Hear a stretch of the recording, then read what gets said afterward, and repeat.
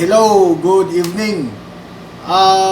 This time, I would like to show you my sketch and coasting.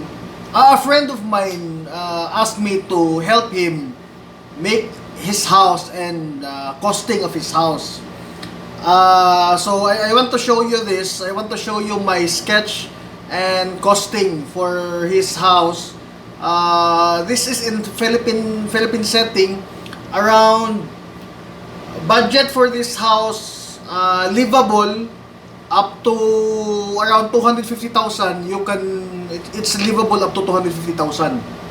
uh, I will show you also in details the expenses, the labor cost, and the labor cost, all the permits for the to build the house. uh, I also want to share to you, as a OFW also, there are many reasons why we work overseas. One of the reasons is to provide good future of our family, to send our children to better school, and the second reason for me is to build a house of your own.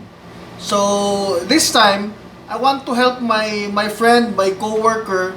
After this project of here in the metro in Saudi Arabia, he will start building his house. Uh, I hope you will like this video of mine and you will learn something from it. Uh, Shukran.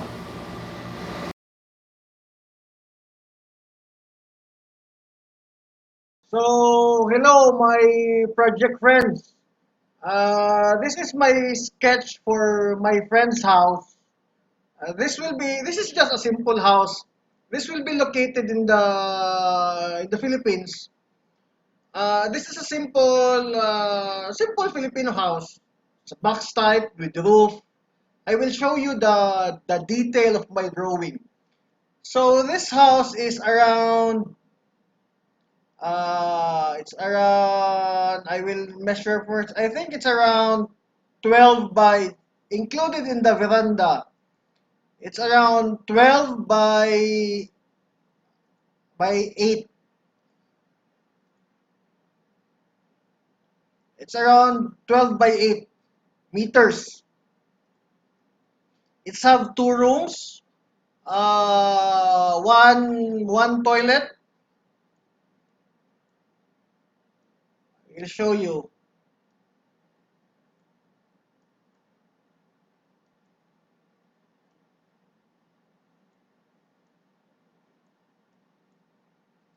So this I will remove first. I will show you the foundation. I remove first this is the, what's the ground. So this will be the foundation of the house.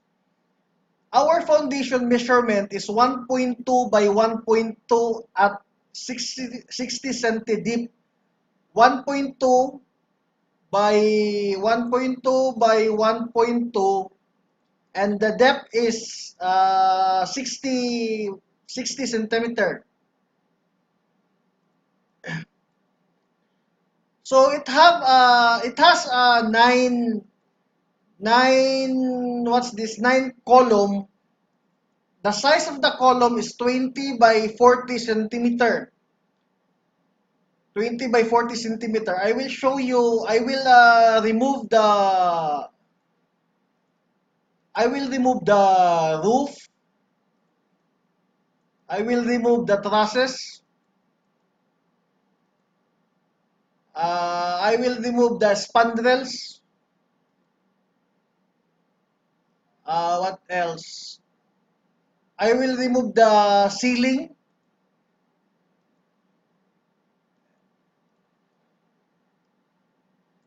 And also this one. I will remove the purlins.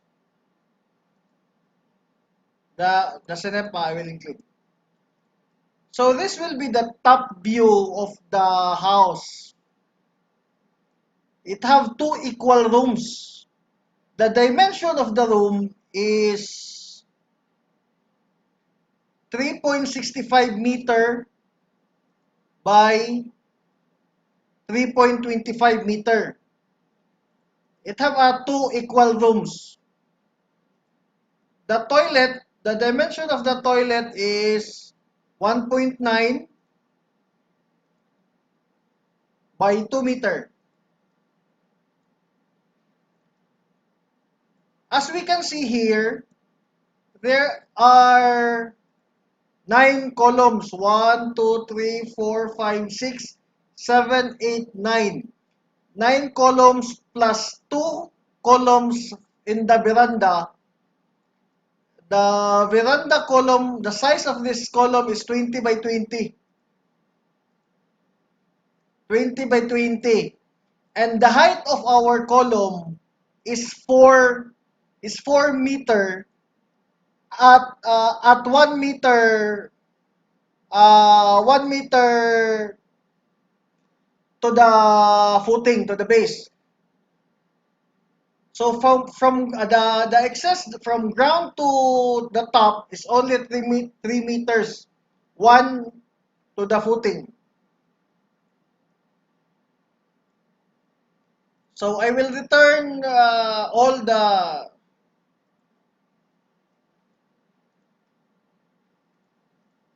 so there.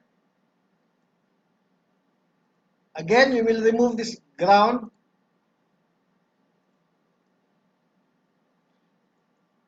So this, guys, my friends, our first activity in doing this is the excavation for footing. The footing excavation. This will be our first activity in building this unit, in building this project.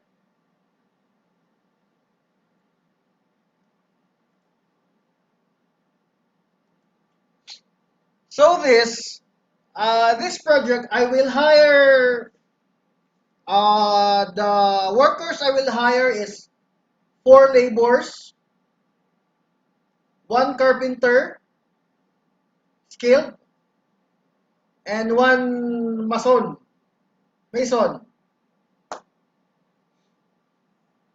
So as I've said, the first activity is the excavation of footing.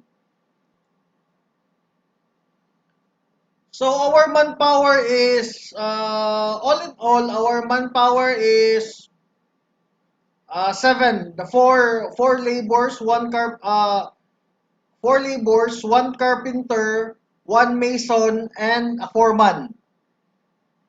So 7 in all. So as I've said, the first activity is the excavation for the foundation of the footing. Our footing is 11. So after the excavation of footing, because I put the job is per activity. That is our first activity, the excavation of footing. Our second activity is the uh, filing of tie beam. Maybe after 2 days of excavate, wait, I will remove this one so you can see it clearly.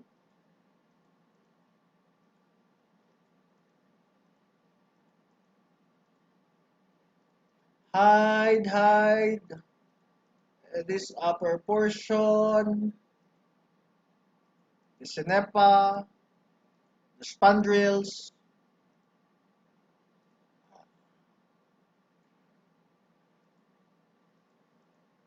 Erase the doors, hide.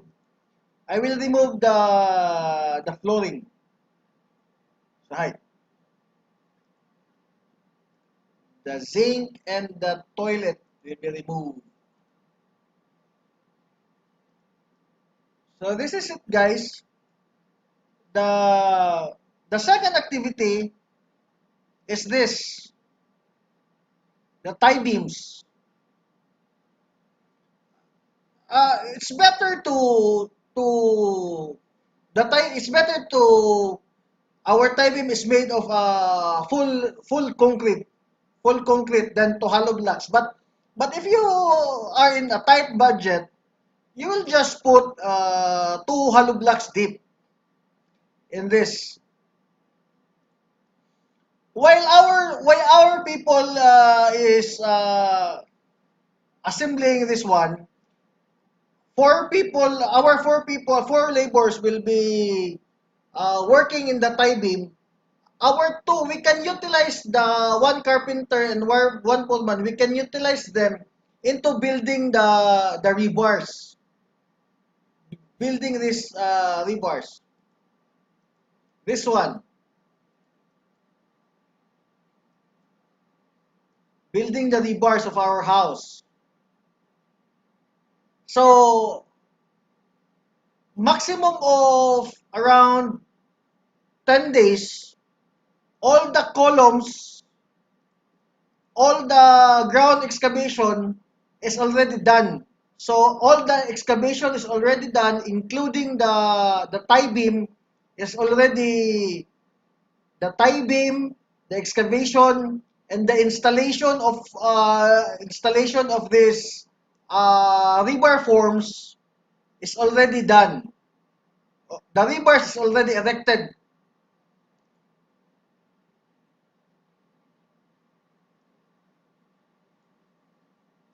So we will put it back all.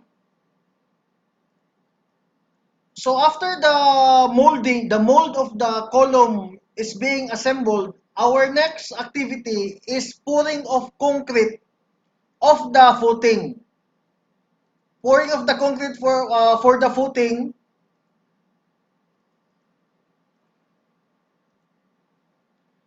While waiting for our concrete to season, at least maybe for 3 days.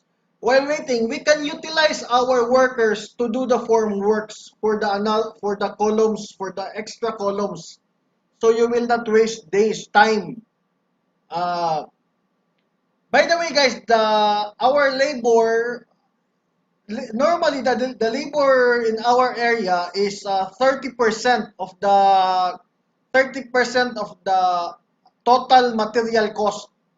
I will show you later the costing of this build, of this project of mine.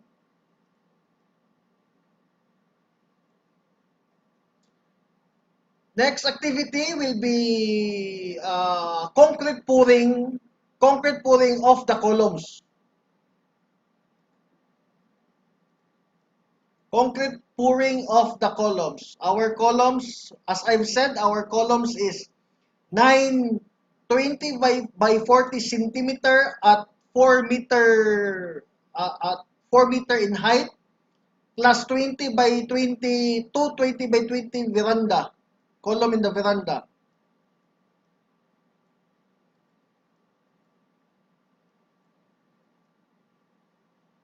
So I will show you again, slowly.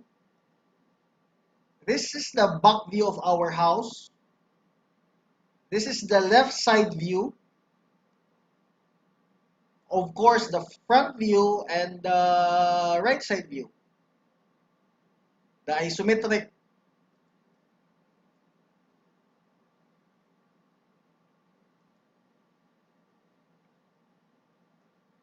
So our after we erect all our columns, our next activity will be the wall.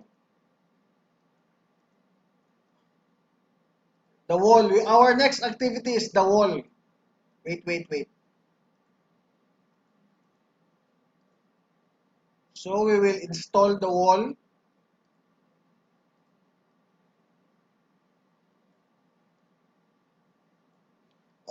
Maybe we can do while we can use the our workers were the total of our workers is 7. We can use the 4 workers in piling of hollow blocks and concreting, while the other 2 we can utilize the other two because our carpenter and all the mason are also welders. Uh, we can also use them to fabricate the trusses, or we can subcontract our trusses to the what's this trusses maker. So this. So our next activity after the wall was being put up, our next activity will be the fabrication and with installation of trusses.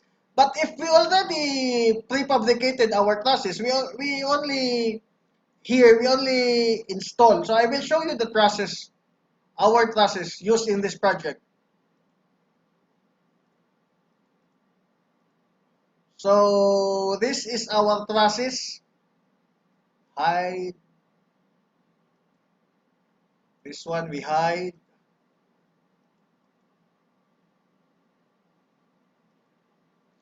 So guys, our trusses is made of. I'm using in this project. I'm using the C channel 2x4 C channel. I prefer to use C channel compared to the tubular because the C channel we can paint the inside of the C channel compared if we use tubular it consume too much of paint red lead anti-rust. It consume too much because we pour inside the red lid, we pour inside the tubular, so it consume too much compared to the C channel. So we have four trusses, one, two, three, four. We compress the materials. By the way, my friends, our houses, the expense of our materials in our houses will depend of the material we use. If of course if we choose the expensive material, then our expenses will go higher also. It's up to you. But in this design, I will show you later. In this design, you have the comparison if you choose the high end or you choose the not too much high end material. So by the way, this is our the trusses assembly of our house.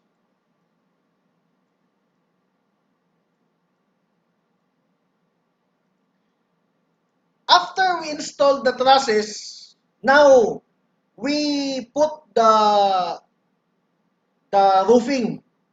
The next activity is the installation of roofing.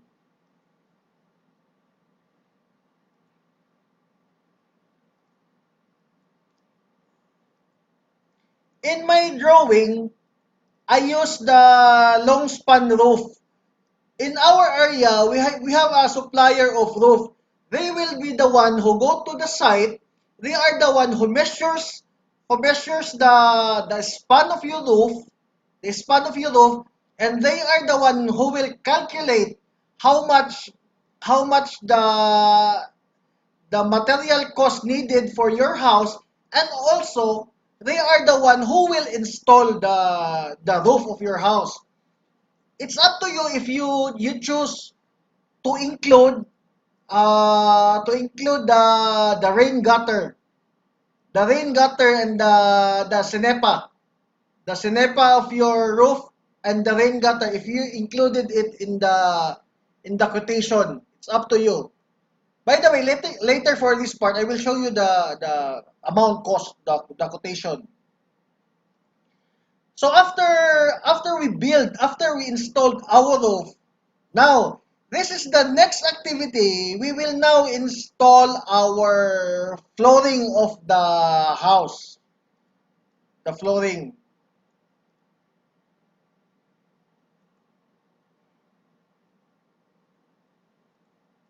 So I will remove it first. I will remove the other parts first so you can see the flooring of our house.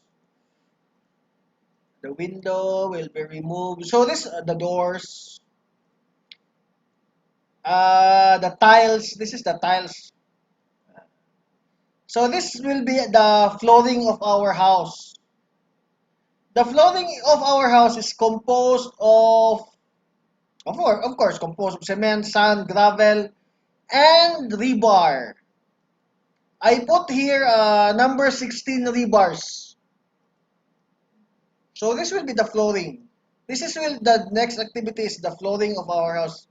By the way, guys, this is just a simple Filipino house. It's just a box type with a roof.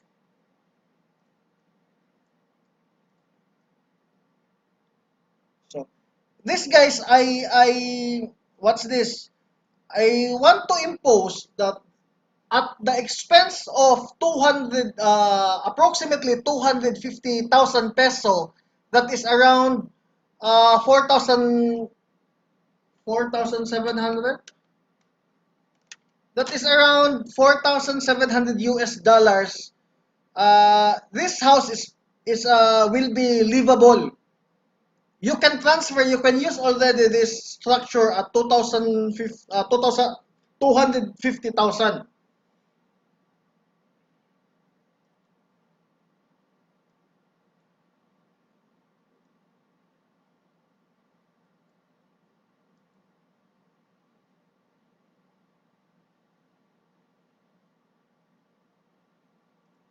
So after we what's this? We pour concrete for the flooring. We will now install the septic tank for the toilets and the zinc and the urinals we will already install, plus the plumbing works and the electrical works. Now at 250,000, we can live. And the doors, also the doors and the windows, of course. We can now use this house at 250,000 peso.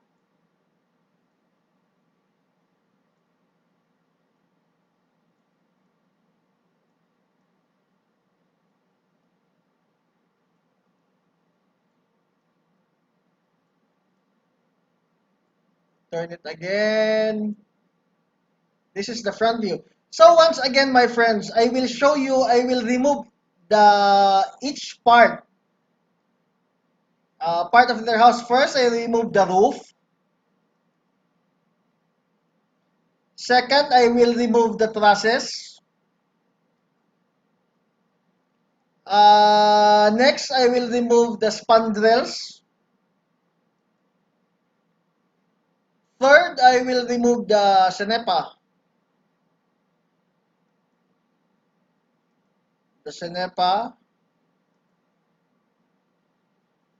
And next, I will remove the purlins. I use purlins for the ceiling.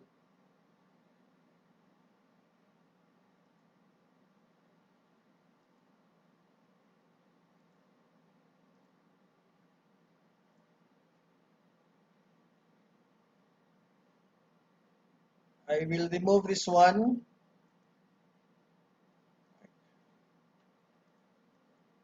I will remove the ceiling.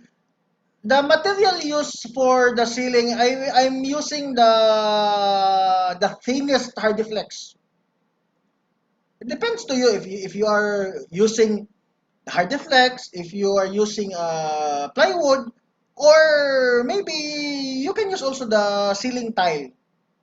It depends upon your budget. But in my design, ma- I am minimizing my expenses in this house.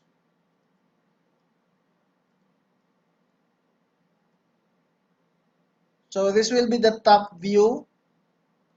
Our zinc is only I'm put only the single zinc.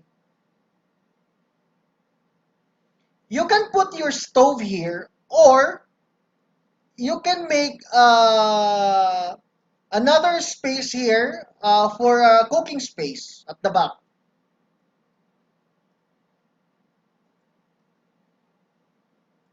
This will be two rooms, and This house, maybe this house will be three to four people living a small family house. This will be your sala. This will be your living area.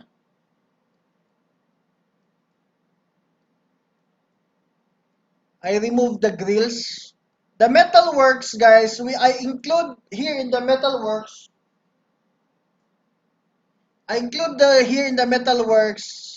The metal works in the veranda. I include in the expense for the window.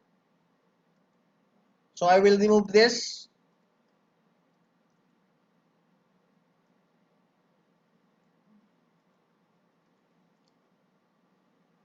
I will remove the doors.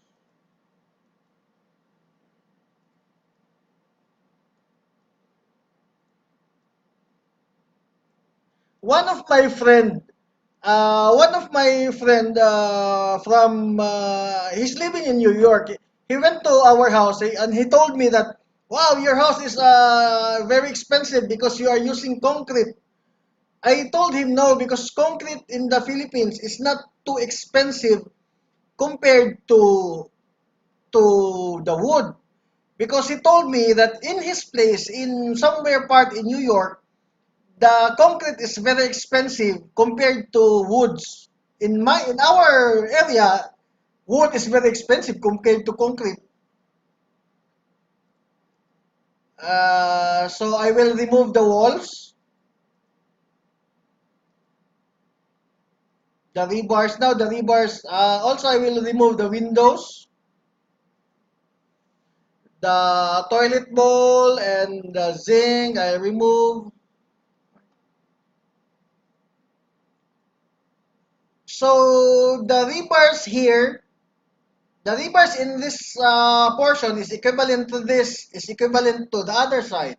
And the rebars from the back is equivalent from the rebars of the other side, because this is around 4 meter. This area is about 4 meter. This rebars assembly is equivalent to this side, and this also is equivalent to the front. It is proportional to the length, the dimension of the front area.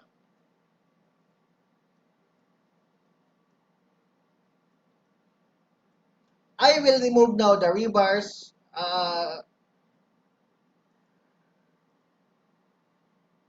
So this. I will remove the tiles. Again, the flooring. So the flooring only have the rebars. I will remove the rebars. I will remove this, what's this? So this is the foundation. This is the structure of our house.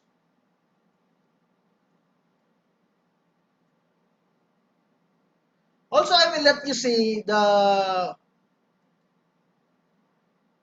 I will remove the columns so you can see the positioning of the rebars. So this. So I only put here one side only because this is equivalent to the proportion side. And our double footing cage will be equivalent to this one.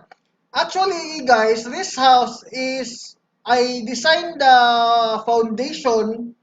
I strengthened the foundation and the columns. This will be, you can also extend your house to second floor using this foundation and columns. This is a second floor ready.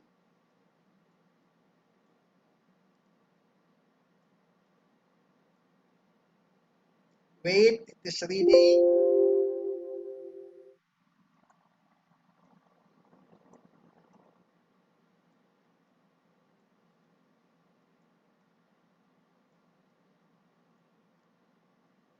So once again, I will put it all back. We'll remove the guidelines. So once again, my friends, once again, my cup projects. This is the front view. This is the right side view. This is the back view. This is the left side view of our house. And this will be the isometric view of our house. So later on, I will show you the expenses per activity, including the permitting of our house. It's not our house, it's my friend's house. I'm just making his house. So, see you in the next, to be continued.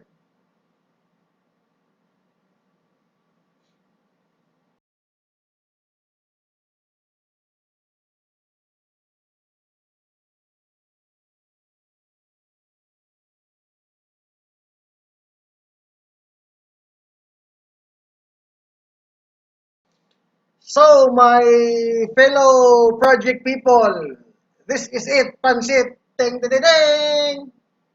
This is the costing of our project. As I've said earlier, the I put into per activity the expenses I put into per activity.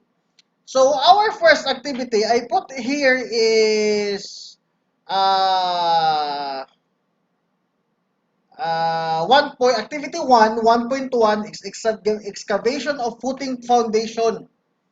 So here I don't have much expenses.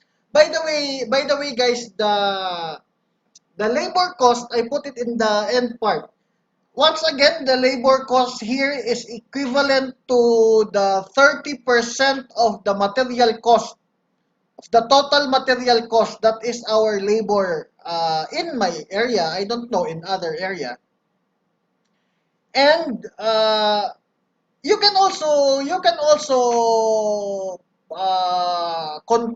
subcontracted this activity.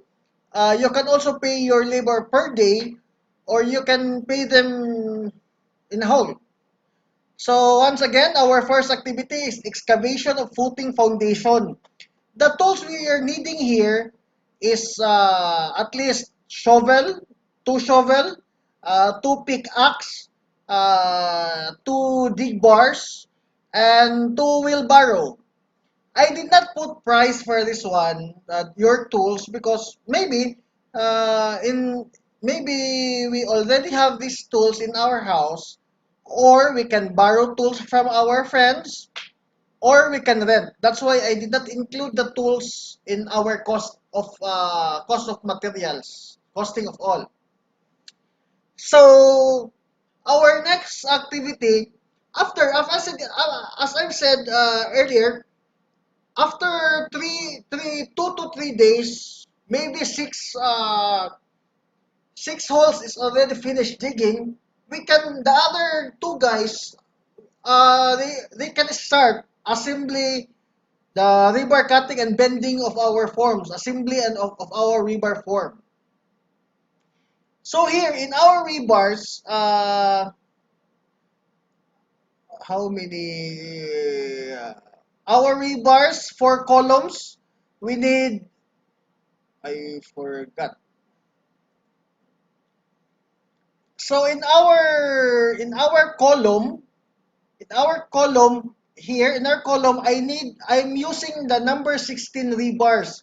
So the total length as per my drawing is equivalent to 216 meters at 12-meter available one rebar in the Philippines. I need 27 rebars. That is for column only. 27 rebars at 300 peso each. My friend, excuse me. This price is pre-lockdown price. Now, I don't know how much the price increase or decrease today as of today. this price is pre-lockdown. Number 16 for column is equivalent to 810. Number 16 21 pieces for foundation is 6,300. Number 10 rebar at 135 each. I need 5 piece for stirrups, 675. Plus number 16 GI tie wire. I need maybe this is more. I just I'm just what's this? A 10 kilo at 60 peso per kilo.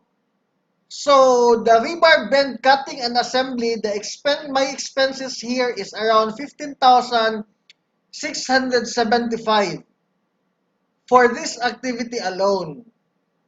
So the tools that I'm needed here is one, a hacksaw with extra blades, of course, at least 2 hacksaw, and you will buy the 1 pack of blades, hacksaw blades, at least four pliers. But if you have a grinder with metal cutting disc, it's much better because it will make the work faster. It's much better. The metal cutting will be faster. Or if you have the metal cutter itself, the big one, that's more than good. Uh, and our next activity will be the filing of tie beams. The filing of tie beams, I'm using this one for tie beam alone. If I use hollow blocks, I use 290 pieces. This is pieces of hollow blocks at the price of 13 peso each. So around 3,770.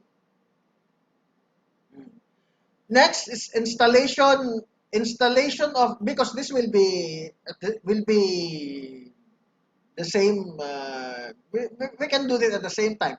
Installation of column and footing rebars. So in this activity, I will use the number 2.5 nail at 10 kilo at 52 kilo each per kilo. Number 4 nail at 50 kilo, I need 10 kilo, so 600 and 520. I need 100 pieces of coco lumber for our mold, for our forms. 2 by 3 by 12. 100 pieces coco lumber at 92 peso each will be 9,200. 1/4 plywood. This is a common plywood for China. We will use this one for molding. 20 pieces, 250 pieces each will be 5,000. Concrete nail, 3 kilo at 72 peso per kilo. It's around 217. Concrete, gravel, I need 5 cubic meter. Sand at 4 cubic meter. Cement, 40 bags. The 5 cubic meter of gravel at 700 peso per cubic meter is 8,400. 4,900 for the sand. And cement will be 40 bags at 215 each per bag is 8,600. So total of our activity 1, the total cost for our activity 1 alone from the excavation up to the concrete pouring for the foundation and the columns will be 41,206. 41,206. That is in peso. So it is also in the concrete pouring for the foundation. The tools I needed in this activity, of course, at least 4 hammers, 2 crowbars, 4 hand pallet, and 2 trowel, plus circular saw. A circular saw with blades, of course. At maybe at least 1 circular saw. Maybe I check in the online store. I check for the circular, so at least maybe it's 5,000 peso. So anyway, this is our expenses for the activity 1, 41,206. So we will proceed in our activity 2. Our activity 2 is 2.1 concrete pouring for columns. So here, in the column as per our drawing, our column is required 3.52 cubic meter. So we need again sand, we need again gravel, and we need again cement. So at least 1 cubic meter at 7, as I said, 700 at 700. Wait. At 700 per cubic meter. Also, this one is 700. At 700 per cubic meter, sand 700, gravel is around 2 cubic meter. The gravel will be 2 cubic meters, around 1/4, plus cement is 40 bags. 40 bag of cement at 215 each is equivalent to 8,600. For this concrete pouring for the column, it will cost you around more or less 10,700 peso. So 10,700 peso. Now, activity 2.2, installation of wall. The wall I'm using is number 14 rebar. The rebar of number 14 is, this is pieces. Pieces. Hollow block is pieces also. The cement is bags, the unit. The sand is per cubic meter. So, number 14 rebar, the required length for, by the way, the distance of I'm using the distance of, what's it, transversal distance at 40 centimeter. Yes, 40 centimeter by 40 centimeter by 60 centimeter distance of my rebars. Uh, Number 14 rebar is at 300 length. I need 25 pieces for this, for all the wall. Around, for the rebar alone, 7,500. So next, for the wall, I need 1,183 pieces of hollow blocks. At 13 peso each, it will be 15,379. And 40 bags again for this activity, 40 bags of cement, 80,600 plus 2, this is a cubic meter. 2 cubic meter at 1,400. So for wall itself, the total expenses of the wall is 32,879. By the way, my project friends, this will not be the sand. The sand will not be all consumed in this activity. So the what is left for this activity can be used also in our next activity. So the next activity is flooring. After we already installed the wall, we put the flooring. So in our flooring, the floor activities, I need the number 16 rebars. I need 31 pieces of number 16 rebars at the price of 300 peso each. This will be 3,900. plus the sand. This is in cubic meter. The gravel is in cubic meter. The cement is in bags.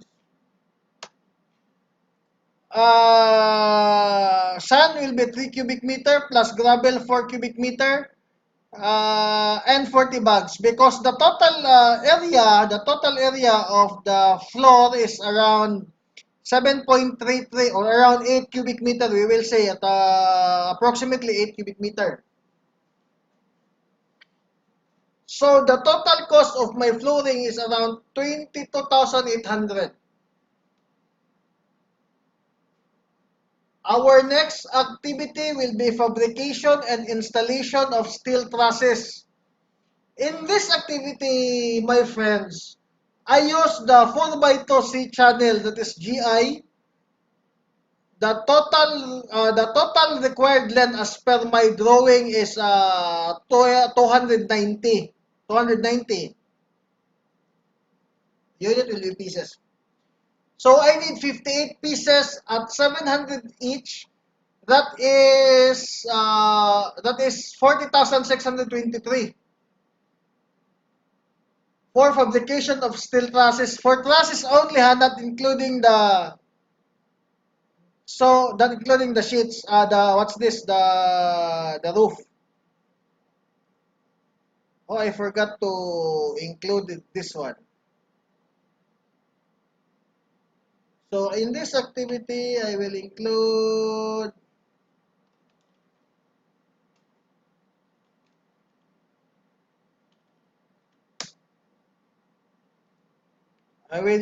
this 42,000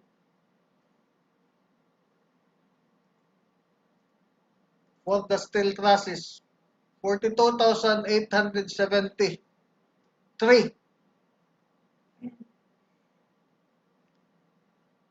So there. So for the fabrication of steel trusses, this is my expense. I did not include also here the paint.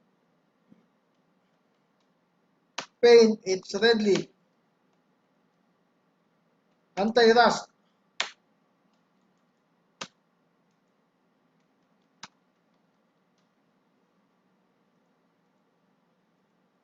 That is in gallon. So I put this into green. No price.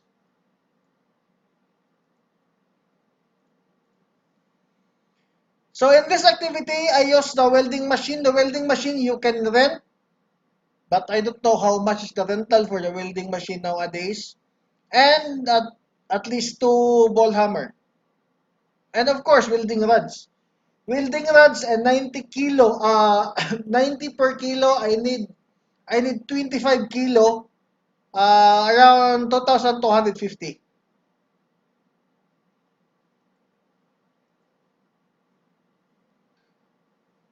So, next activity will be activity number 4, the installation of roof sheets. In this activity, the material I use is the long span color roof. I need the length as per my drawing is 5.3 meter. I need 24 pieces of 5.4 meter at the price of 262 per meter. The gauge of this is number 24 and at 0.6 mm thickness.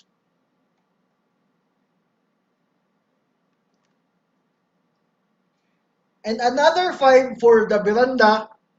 Another 5 for the veranda is around 1,310. The rain gutter, I did not include. I don't have price yet for the rain gutter. And the Volcasil. We use also the Volcasil. Don't have price. In this activity, tools I needed this one is a screw gun, one screw gun, two riveter, and one metal cutter. Metal cutter, the scissor type. Our next activity, the activity number 5 is the installation of ceiling. The ceiling, my friend, I use in the ceiling is the double metal fairing. The required length is 432. At 6 meter, I need 72 pieces at 125 each. That is 9,000. Hard deflex, the thin one is 460. I need 27 pieces. That is 12,420. Plus the drill bits, of course. The drill bits, I need 20 pieces at 30 peso per price, 600. The blind rivets, 1 half by 1/8. I need at 240 per box. I need 4 boxes. So 960. And the spandrel for the ceiling, outside ceiling, is spandrel is also per linear meter. Spandrel is I need 211. Make it 212. I need 212 divided by 6. That is 35 pieces. I need 35 pieces. That is the price of the spandrel per linear meter is 600 peso. That is 21,000 for outside ceiling alone. 21,000. How much this one? 22. So, because if we use, I recommend using a spandrel in the outside because uh, outside is more exposed of rain and dust and heat. So spandrel is already ready made. You want the supplier to cut it cut it in accordance to the distance of our dimension of the required dimension. It will be delivered cut. So your work there is just install and screw, install and screw. So that's it. So after this one, our next activity will be the installation of floor tiles. The floor tiles I'm using is 60 by 60 floor tiles. This is pieces. 60 by 60 floor tiles in my competition as per our drawing, I need 211 at 190 each. That is 40,090. Wow, it's very expensive. Our floor tiles. Expensive for me, ha. So it's 40,090. I need cement. I did not use what's this tile adhesive. I preferred using cement. I used 30 bags, 6,450 sand, 1 cubic meter 700 and grout. I need grout. 2 bags. Grout is around more or less 150 per bag. Around 300 peso. Next of our activity is the installation of electrical wirings. As per my drawing, as I've consulted a friend of mine here, I did not detail the all the required length of or the wirings and the other wires. As I consult here in our electrical engineer here on site, he told me that in the Philippines we can do this one labor and materials at around 15,000. It's already labor and materials 15,000. So it's much better. Plumbing works, our plumbing works is 5,000. The next activity, our activity 9 is the sink. The sink is tiles for 40 centimeter by 40 centimeter. I need 24 pieces at the price range of at the price of 48. That is 1,152 tiles. Peso tiles only. I need 10 bags of cement, 1 cubic meter. This is bag. This is pieces. This is bag. This is cubic meter, and pieces. I need 10 bags of cement. I need 1 cubic meter of sand. This sand is not it. This sand is our, we call this sand biot. We call this sand biot. It's not yet fine. 1 cubic meter of gravel and 5 pieces of number 16 rebars. 1.5. My sink cost around 6,870. This is not sink. This is septic tank. The sink is here. I need 40 centimeter tile, hollow blocks, 24 pieces of hollow blocks. Tile end, I need 2 pieces. At maybe tile end is at 8 meter length each. I need 1 bag of grout and zinc. This is a single zinc only at 3,500. Ready to install. So our next, in the zinc, my expenses here is around 5,794. So next activities, friends, is the septic tank. You cannot transfer in your house without septic tank. So hollow blocks 140 pieces, cement 10 bags, sand 1 cubic meter, gravel 1 cubic meter, and number 16 rebars 5 pieces at 12 meter each. 300 is equal to 1,500. My total expense for the septic tank is 6,870. Again, the labor in this per activity is not yet included. The next activity is the installation of grills and metalworks. Installation of grills. Maybe this one, metalworks.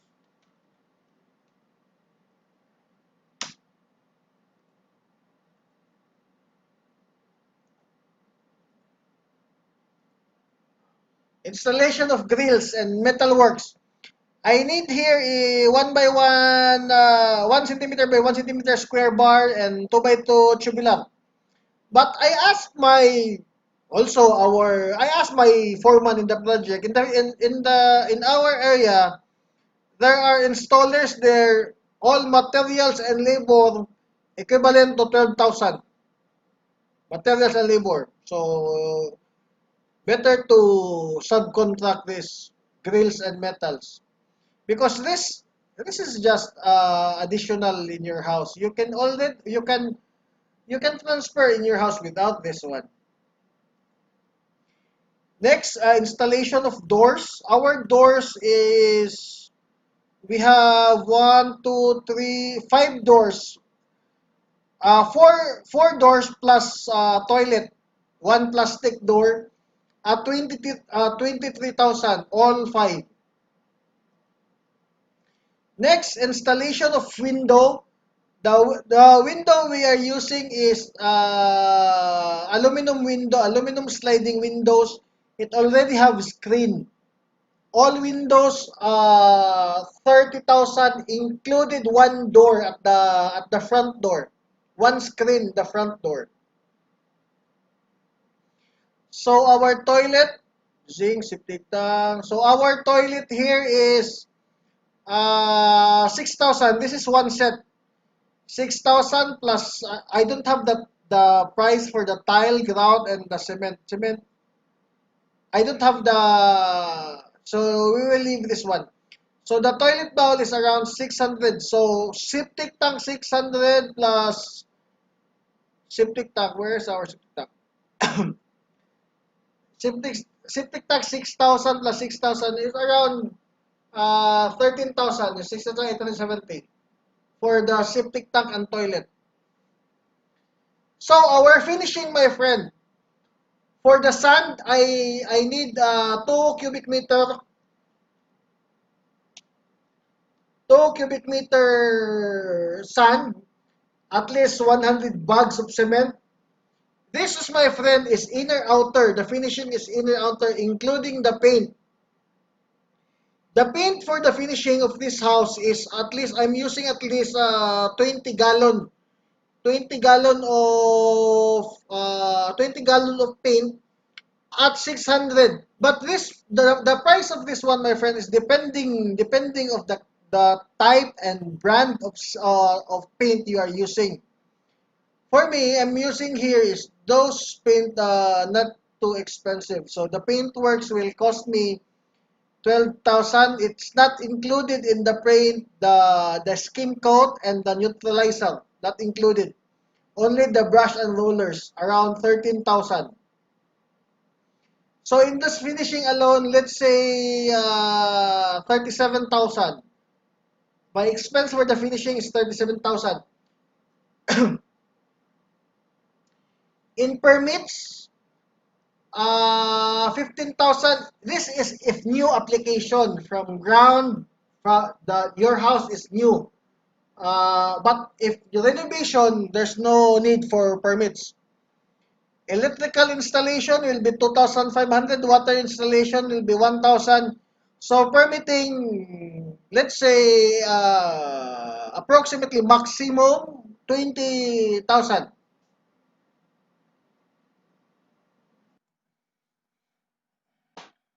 So once again, the expenses for the permits is 8,500.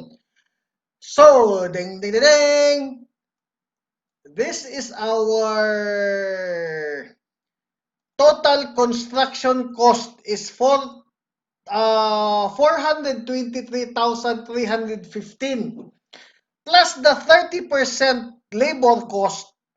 The labor, our cost for the manpower for 7 manpowers is 1,206, 994,000. The grand total of our house is 500,500, 500,050.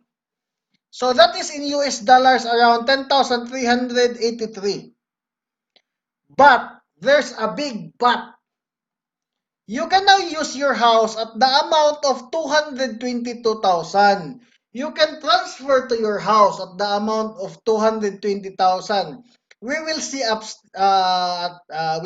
will increase, I will put this one.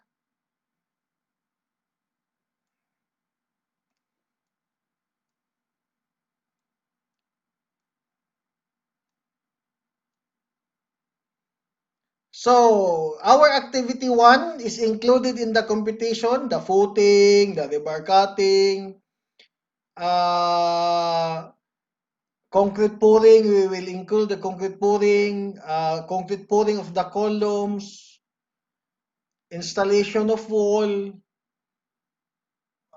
flooring, what fabrication of steel trusses,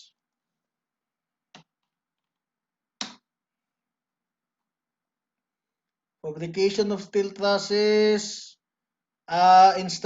of roof sheets, installation of ceilings. You can use your house already without a ceiling.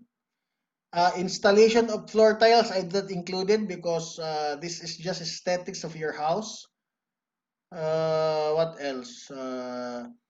Plumbing works, okay, included. Zinc, you can okay, we can use zinc. Septic tank, most importantly, of course. Installation of grills and metals, this will be to be follow. Installation of doors, okay. Installation of windows, okay. Toilet, okay. Finishing to be follow. I did not include permits here because if your house is for the status of your house is for renovation only, we don't need permits. But if your house we build from zero to up, so we will comply all the building permits in our local OBO. OBO is Office of Building Officials. So at this price, my friends, my project friends, at this price at 265,395 peso, you can now live, you can now use your house, you can now transfer to your house. And those other aesthetics part of your house, you can work at them if you have the money, you can work, but you can already utilize your house at this what's this at this amount that you spent already in your house. So 265,000, it's very affordable for OFW to raise this amount of money. 265 is it's very affordable because some of our kababayan, some of our countrymen don't have any idea how much I spend for the house. That's why many of us is afraid building your own house because we don't have the idea what will be the materials we are using and all of that. So the labor cost of this house is 79,000, so around 350. 350 you can transfer. 350, that is, but as I've said, this price is only approximate price. This price is pre-lockdown. Maybe this price will go down as of today. So of the at the amount of 350,000, you can use your house. That is included the labor already. 350, that is around 6,500 US dollars. I forgot to mention. At these expenses, the most important thing that I forgot to mention in these expenses is the snacks of the laborers. Okay. You must let your laborers, fed your laborers properly, of course. And the drinks every Saturday night. Okay. So I hope you get some ideas in my computations and the costing. I hope pieces and bits of ideas. Thank you.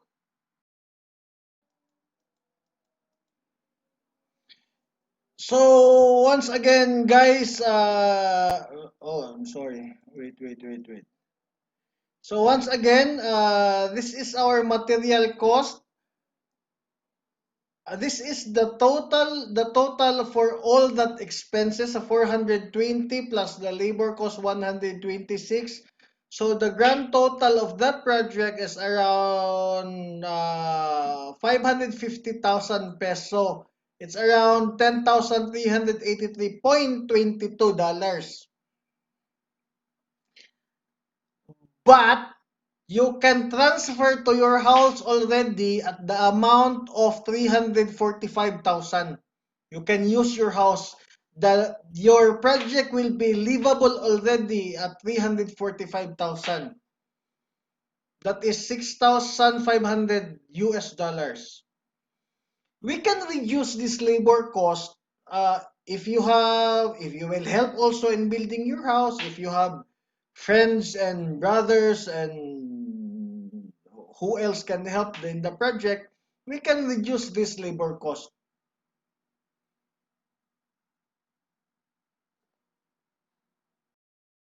So once again, welcome to our house.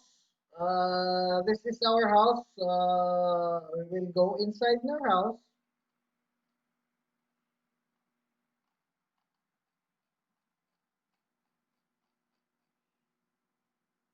This is the space inside. This is our kitchen.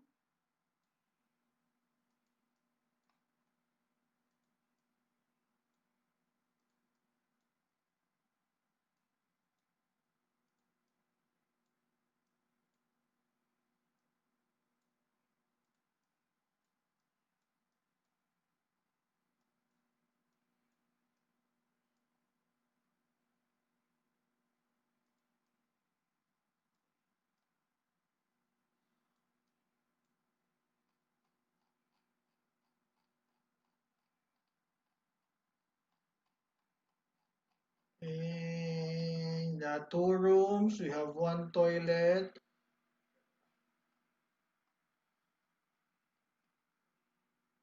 So this what is our house looks like from the inside.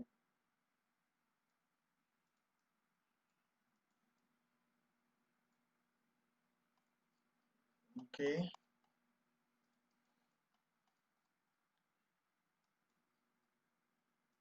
So once again,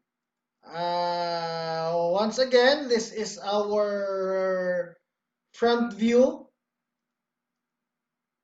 the right side view, the back view, the left side view, and the isometric view of our house.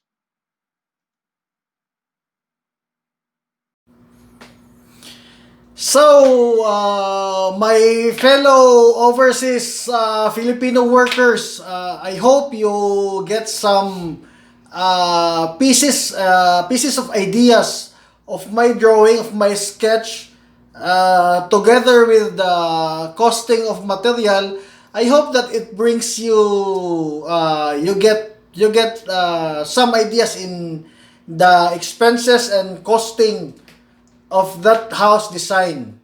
By the way, that house design is a common house design in our country, in the Philippines. So I hope my blog help you, and I hope you learn something from it. Uh, many thanks to the people, to my coworker that I consult building this, bringing this drawing, uh, making this drawing. And I hope by the end of this year we can start making this house. I will also make a blog, a progress report regarding this project. Once again, thank you very much. Maraming salamat. Daghang salamat o katir syukran kulo na farat. Syukran.